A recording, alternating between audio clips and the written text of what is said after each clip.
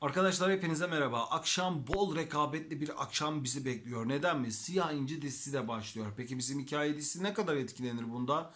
Peki kanatsız kuşlar ne kadar etkilenir? Ver elini aşk ne kadar etkilenir? Bunların videolarını çektim arkadaşlar.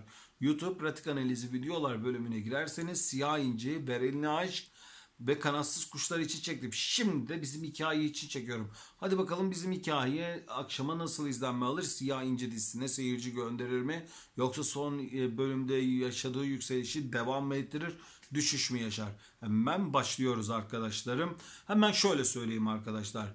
Bizim hikaye seyircisi başta sevilsin. İkinci bölümdeki yükseliş devam eder arkadaşlar. Şundan dolayı bizim hikayenin içerik olarak, tempo olarak dağınık bir seyirci kitlesine hitap ediyor. Yani belli bir seyirci kitlesi yok. Genç seyirci de izliyor. Orta yaştaki seyirci de izliyor. Ve yaşlı seyirci kitlesi de, yaşlı seyirci demek istemiyorum, büyüklerimiz de izliyor desem daha doğru olur. Ya da şöyle söyleyeyim, 45 yaş üstü seyirci izliyor desem daha güzel olur. Çünkü bizim hikayenin bu şekilde bir avantajı var arkadaşlar.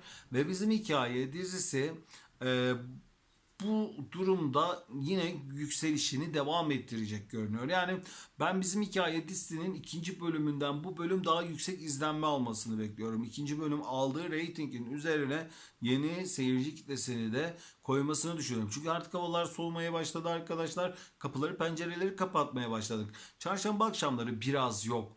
Yani bu yeni seyirci gelişinin durumu ama Perşembe o şekilde bir durum yok. Perşembe rekabeti bol. Rekabetin içerisinde güzel de bir reyting pastasının bu akşamda yaşanacağı akşamda bizim hikaye bundan iyi şekilde yararlanacağını düşünüyorum. Bakalım bizim hikaye başladığından beri analizlerini yaparken yanılmadım. Bu akşam ne kadar yanılacağım, yanılmayacağım hep beraber göreceğiz. Ama pek yanılacağımı da sanmıyorum arkadaşlar. Siyah İnci ile aralarında ne olur? Hemen onu da söyleyeyim.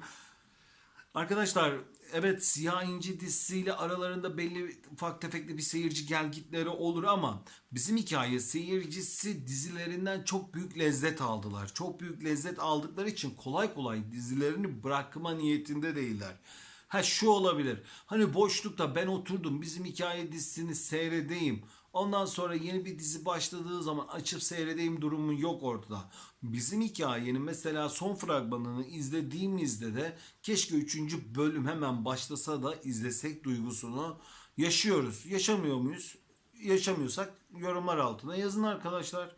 Ben şahsen yaşıyorum. Ve Siyah İnce dizisini de merak ediyorum. Sonuçta ben analiz işi yapıyorum. Ben her işi merak ederim. Beni kendinizle aynı kefeye koymayın. Ama siz merak etmiyor musunuz üçüncü bölüm fragmanına baktığınızda bizim hikayeyi? Yani demek ki doğru analiz ediyorum. Al kendimi çok övdüm arkadaşlar bugün. Neyse hemen durumu toparlayayım. Dediğim gibi arkadaşlar bizim hikayenin ben genel olarak yine güzel izlenme alacağını düşünüyorum. Bakalım akşama ne olacak? Sayfama abone olarak sevdiğiniz dizi hakkında gelişmeleri takip edebilirsiniz. Şimdilik bizim hikaye için söyleyeceklerim bunlar. Akşama görüşmek üzere. Akşama da analiz yapacağım arkadaşlar.